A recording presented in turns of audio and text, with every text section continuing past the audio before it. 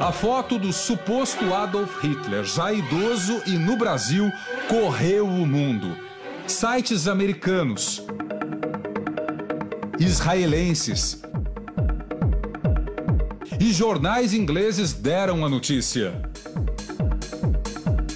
Até uma equipe de TV da Rússia esteve na semana passada no estado de Mato Grosso.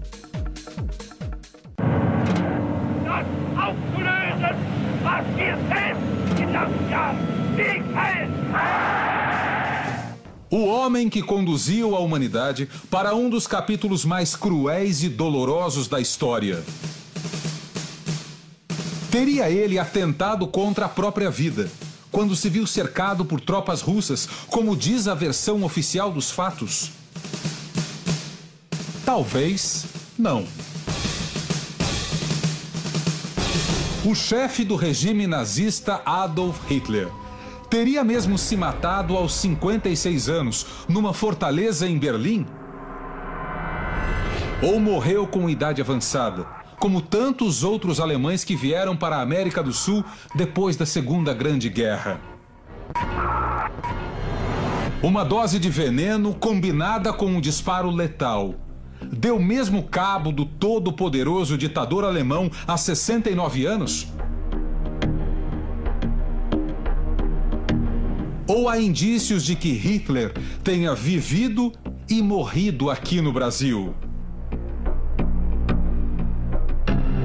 Em algum lugar do mundo ele morreu. Então, por que não aqui? Para entender que história é essa, o Domingo Espetacular foi até uma cidade de pouco mais de 10 mil habitantes, quase dentro do Pantanal. Nossa Senhora do Livramento fica a 60 quilômetros de Cuiabá. Ali só se fala da suspeita levantada pela professora Simone. Pode ser verdade, sim, porque o povo comenta, né? Onde há fumaça, há fogo, né? A suspeita da professora começou em Livramento mesmo, há 10 anos. Simone é formada em educação artística e ouviu um punhado de relatos a respeito de uma figura misteriosa. Trata-se do homem que aparece nesta foto ao lado da mulher 55 anos mais nova. Ela se chamava Ana Luísa de Campos, ou simplesmente Dona Cutinga. E o nome dele? Adolfo. Nesta casa aqui moram duas pessoas que conheceram bem o alemão. Dona Isabel Severina de Campos, mais conhecida como Dona Nena, e seu Manuel, o marido. Dona Nena era irmã mais nova de Dona Cutinga. Ela e seu Manuel conviveram com o Adolfo durante os últimos 5 anos da vida dele. O cunhado não era uma das pessoas mais simpáticas do mundo, lembra a dona de casa de 63 anos. Como que era o seu cunhado? Não era bem de conversa, não. A senhora gostava dele? Eu não. Por que não? Porque eu era sério demais. Seu Manuel também não morria de amores pelo homem que se casou com a cunhada. Mas não tinha, assim, amizade para estar conversando, saindo, andando, assim, para a rua. Adolfo era profundamente desconfiado, diz Dona Nena. Ele não gostava que a gente ia na casa dele. Ah, ele não gostava de visita, então? Não. Quando a gente ia, ele ia atrás da gente. A senhora acha que ele tinha algum medo de que mexessem nas coisas dele? Uhum. Mas que coisas? Eu não sei. Adolfo, um brasileiro ou um alemão? De onde ele veio?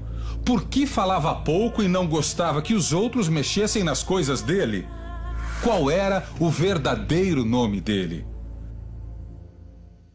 Seu Manuel costumava tratar o cunhado pelo suposto sobrenome. Um chamava de Adolfo, outro chamava de Liping, né? Liping? É, chamava só de Liping. Seria o sobrenome dele, né? Pô, eu acho, né? Para a professora Simone, todo mundo pronunciava de forma errada o sobrenome de Adolfo. O correto seria Leipzig. E Leipzig seria um sobrenome de fantasia, inventado por alguém com algo a esconder. Eu descobri, através de um estudo com uma pessoa, que ele falava que o sobrenome dele era uma homenagem a um grande admirador dele, que era Sebastian Bach. E aí, Sebastian Bach, ele foi enterrado em Leipzig, uma cidadezinha pequena. E também na praça de Berlim, onde ele tinha sede do Partido Nazista, também era a Praça Leipzig. Então, se era uma homenagem a Bach, só podia ser a cidade que ele foi enterrado, a cidade de Leipzig. E aqui, como o pessoal não tem muita convivência com alemães, então eles falavam Leping, Leping. Na Santa Casa de Cuiabá, o nome Adolfo Leping aparece num registro antigo. Nós fomos até lá e localizamos o prontuário. Aí está o livro, de 1980. No dia 11 de fevereiro, Adolfo foi atendido depois de sofrer um acidente com um trator. Algo estranho teria acontecido naquele momento. Ao dar entrada no hospital, uma enfermeira teria negado atendimento a Adolfo, segundo o relato de uma testemunha ouvida pela professora Simone. Ela falou: esse homem é sanguinário, tira esse homem daqui. Ele matou muita gente e eu não quero ver esse homem aqui. Então ela reconheceu ele imediatamente. Este é o homem que diz ter testemunhado o ocorrido. É seu Altair, que mora hoje em Rondônia. Foi, doutora, mas esse homem hoje não mata nem uma formiga. E nós não estamos pedindo, está tudo pago, o centro cirúrgico pago, é para atender. Né? Aí que ela liberou ser atendido. Aí foi atendido, a operação foi muito bem sucedida, tá? Com 7 dias saiu do hospital. A enfermeira que teria se recusado a atender Adolfo já morreu. Na Santa Casa não há mais ninguém daquela época para confirmar a história. O fato é que Adolfo foi operado e recebeu um espiral metálico, como este, para fixação dos ossos da perna e da bacia. Até aquela data, Adolfo vivia numa fazenda. Os donos da terra eram alemães. Ele se identificava como tratorista.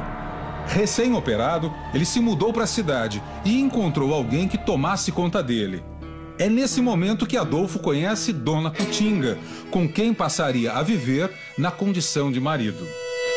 Depois do acidente com o trator, Adolfo passou a trabalhar como vigia de um posto de gasolina. O posto, Itália, não existe mais. Sobrou apenas a estrutura de metal. Aqui, Adolfo era mais conhecido pelo apelido Alemão Velho. Seu Euclides era frentista do posto, que ficava bem na rotatória de acesso à cidade. O velho Adolfo era mesmo uma pessoa muito misteriosa, ele confirma. Não dava muita conversa também para ninguém, não. Gostava muito de estar conversando. Durante a conversa, seu Euclides nos revela outra faceta curiosa daquele estranho senhor. Adolfo ganhava um trocado consertando armas e rádios. Consertava, ele entendia de arma, de rádio. Você levava lá para ele consertar, ele consertava. Arma e rádio? É, um rádio, arma, ele era daquele cara que entendia desse tipo de coisa. Conhecedor de rádios e armamento. Reconhecido como Adolf Hitler no hospital. Desconfiado até com os parentes. E sempre rodeado de alemães, como o Sr. Fritz, um novo personagem que entra nessa história. Adolfo foi um tratorista que se acidentou. Depois ganhou a vida como vigia de posto. Será que a professora está certa? Onde Hitler morreu e onde ele foi enterrado? Pode ser em Livramento. E eu creio sim. Se soubesse que era ele, mandava matar aqui. Não fala besteira. Pela primeira vez, o Sr. Fritz senta para falar sobre esse assunto. Até porque ele foi pego de surpresa. Padre? Boa tarde. Ô padre, como é que o senhor está? Tudo bem? Fala, boa tarde. Prazer, Vinícius. Nós somos da TV Record. Tudo bem? Como é que o senhor está? Tudo bem? A professora Simone tentou falar inúmeras vezes com o ex-padre, que mora nesta casa, protegida por um grande muro de pedra.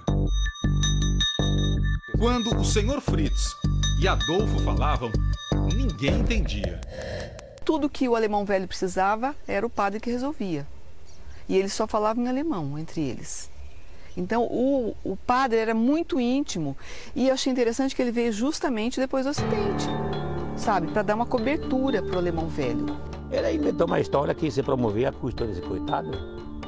Inventou uma história besta, sem cabeça, sem rabo. O ex-padre, hoje casado e com uma filha de 24 anos, aponta 2 motivos para desconstruir a suspeita da professora. Número 1, o sotaque. Adolfo e Adolfo, segundo o Sr. Fritz, falavam alemão de maneira diferente. O Hitler era austríaco. E a gente tinha um sotaque bem forte, austríaco, que falava assim meio como um milico, meio assim.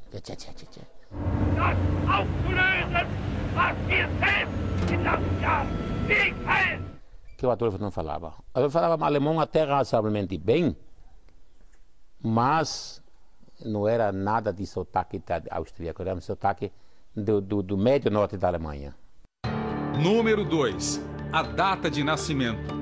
No livro da Santa Casa, consta que Adolfo tinha 82 anos quando sofreu o acidente de trator. Se vivo estivesse naquela data, Hitler teria 91 anos de idade, ou seja, seria quase 10 anos mais velho do que Adolfo, se é que o tal registro do hospital é mesmo verdadeiro. Era um coitado que morreu pobre. Eu acho que não estava bem, parafuso bem certo. Um sujeito inofensivo, falador e sonhador. O alemão teria morrido em 1984, mas não existe nenhum documento oficial, uma certidão de óbito, nada. O que se sabe é que o corpo foi trazido para cá, o cemitério municipal de Nossa Senhora do Livramento. Também não havia um túmulo, nem sequer uma placa com o nome da pessoa enterrada. A cova com os restos mortais de Adolfo era algo parecido com isto aqui, um pequeno pedaço de terra com uma cruz de madeira fincada no chão. Sem os documentos, fica difícil também dizer do que o Adolfo morreu. Nós voltamos ao cemitério com a professora Simone, que acredita que Adolf Hitler foi mesmo enterrado ali. Ela tenta achar o lugar onde a cova foi cavada. Hoje, às vezes, a gente se perde um pouco, porque muita coisa está diferente já em 6 anos, né? Agora sim, o ponto exato onde estavam os restos mortais. Para mim era aqui, neste local aqui que nós cavamos, entendeu? Uhum. Hoje não tem nem o sepultado aqui, pelas datas, pela cruz, tá vendo? Não eram essas cruzes? Não era. A gente tinha uma cruz aqui. Sim. Entendeu? Nesse pedaço aqui que estava colocado a cruz aqui, né? A caída, entendeu? Então nós cavocamos nesse espaço.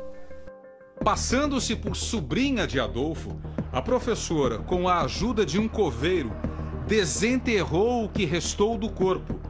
Há 6 anos, ela guarda fragmentos de Adolfo na própria casa. E veja também o que foi encontrado na cova: o espiral metálico usado pelos médicos da Santa Casa, já absorvido pelo osso fraturado. E mais um achado: a roupa usada no enterro, ainda toda empoeirada. A única coisa que nós encontramos é que essa renda branca fazia parte de todo o paletó. Ele era todas mangas, ele era todo forradinho com essa renda branca. Então a gente pensa que não é alguma coisa típica nossa. Deve ter vindo de fora. E não encontramos etiqueta em local nenhum. Desenterrar os restos mortais se passando por uma parente. Foi um crime, denuncia o Sr. Fritz, enfurecido com as suspeitas da professora. Diz ela que exumou ele. Se ela fez, é crime, porque não pode fazer isso. Sem ordem de juiz, pode? Não pode, que me consta. Foi necessário, porque senão o rapaz não ia fazer o trabalho de desenterrar os ossos para mim. De onde a professora tirou a ideia de que um padre teria apoiado um suposto chefe da Alemanha nazista escondido no Pantanal? Existe algum indício na história? Existe sim, diz o professor Samuel Feldberg, historiador e cientista político. Se elementos da máquina administrativa nazista chegaram efetivamente à América do Sul com passaportes emitidos pelo Vaticano, se Adolf Hitler eventualmente tivesse tentado fazer a mesma trajetória, não tenho dúvida nenhuma que teria recebido o mesmo apoio. Foi a trajetória feita por este homem, Joseph Mengele, um dos maiores carrascos da história.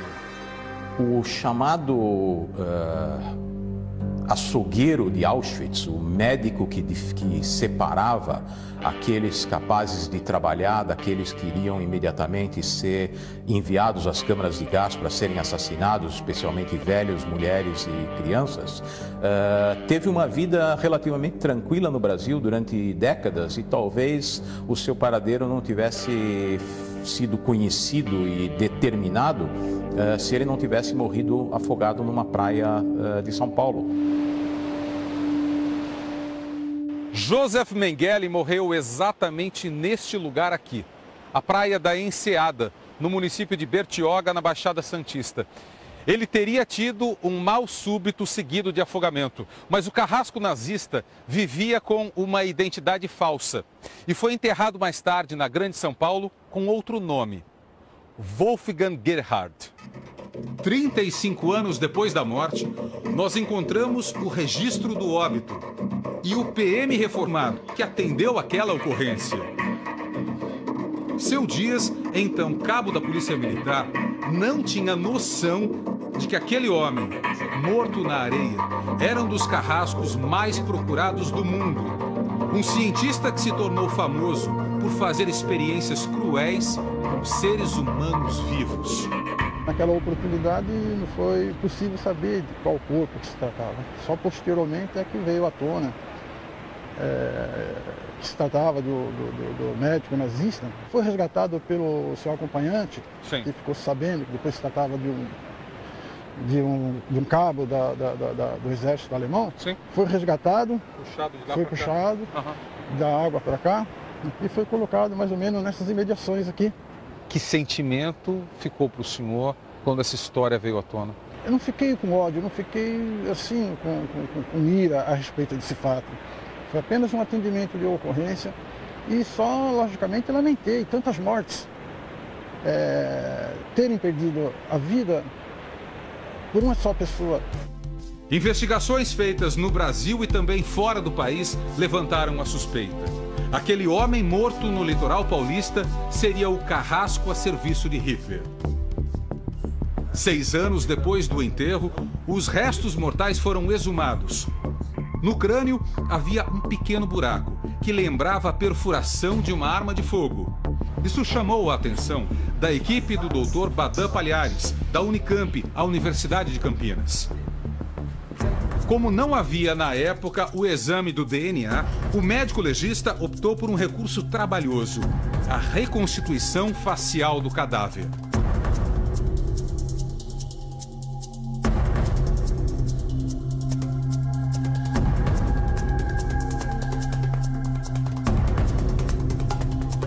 Depois de 4 meses, médicos, peritos e escultores chegaram a este resultado. Não havia mais dúvida. Nós nos baseamos em dados cientificamente comprovados na elaboração de uma reconstituição facial e a nossa certeza era absoluta. Faltava simplesmente um exame científico efetivamente comprovando que seria o DNA. Isso só foi possível quando o filho dele forneceu este material e aí então ficou comprovadamente aceito pela comunidade internacional como sendo dele. Se o médico torturador escapou vivo da Alemanha, por que não ele, o grande mentor do regime nazista? Hitler se matou mesmo quando se viu derrotado e sem saída? Ou teria forjado o suicídio para fugir sem levantar maiores suspeitas? Em Israel, o correspondente Herbert Moraes ouviu dois dos maiores especialistas em nazismo do mundo. O brasileiro Abraham Milgram defende a tese de que Hitler se matou e que os ossos dele foram encontrados por soldados russos. Ele e a amante dele, Eva Braun, se suicidaram e os ajudantes pessoais de Hitler e outras pessoas que estavam no próprio bunker retiraram o corpo de ambos, levaram para o jardim da chancelaria, num momento muito dramático, pois a cidade estava sendo bombardeada pelos soviéticos que já tinham entrado na cidade de Berlim, e os corpos foram colocados no jardim e foram regados a gasolina e os corpos foram queimados. Mas este professor israelense da Universidade Hebraica de Jerusalém diz: Hitler pode ter fugido para a América do Sul. O elemento mais realista, ele afirma, é o fato histórico de que muitos criminosos nazistas tiveram êxito em fugir para a América Latina, principalmente para a Argentina e alguns para o Brasil e Paraguai. Mengele e outro nazista, Adolf Eichmann, também entraram no continente sul-americano pela Argentina. Depois que Eichmann foi preso pelo Serviço Secreto de Israel, Mengele fugiu para o Paraguai e, mais tarde, para o Brasil. E Hitler, derrotado depois de uma perseguição doentia contra o povo judeu, teria feito o mesmo caminho? É o que tenta provar este livro, de autoria da professora Simone, descendente de judeus, que faz mestrado em jornalismo numa faculdade privada do interior de Minas. A nosso pedido, o professor Vitali Joanoni Neto leu o livro. Ele dá aula de História na Universidade Federal de Mato Grosso. Na capa, a autora usa a foto de Adolfo com um bigodinho feito em computador. É um trabalho que tem sérias lacunas do ponto de vista acadêmico. Então você parte de um problema, faz a investigação, desenvolve uma hipótese e comprova essa hipótese usando uma documentação nova. Não foi esse o procedimento usado pela professora, pela pesquisadora. O homem que não suportava fumantes, fumava. Obcecado pela pureza da raça, e se casou com uma brasileira típica. Seria mesmo Hitler? Conhecendo as bases dos princípios raciais alemães, nazistas da época, eu apostaria que Hitler não se aproximaria o suficiente de uma negra para forjar a imagem de um casamento. Apesar da desconfiança dos historiadores, a professora insiste. Quer comparar o DNA de Adolfo com o material genético de algum parente de Hitler. Segundo a versão oficial, o corpo de Hitler foi destruído pelos soviéticos. Não se tem conhecimento de que ele tenha tido filhos. Mas há um sobrinho neto dele vivo. Seria o parente mais próximo. Hitler teve apenas uma irmã que não morreu ainda na infância, Paula. Ela faleceu em 1960. Cruzar o DNA de duas pessoas já mortas não teria grande validade, diz a doutora. A gente não tem o DNA do Hitler, né? Então, o que a gente pode saber? Se esse sobrinho, esse parente que está em Israel, é parente da alçada, né, do DNA que foi extraído da alçada aqui desse lugar no Brasil, né? Agora, daí garantir que se trata de Hitler, aí são outros 500. E se os exames comprovarem que este homem não era Adolf Hitler? Quem seria então aquele senhor misterioso de que se tem uma única foto?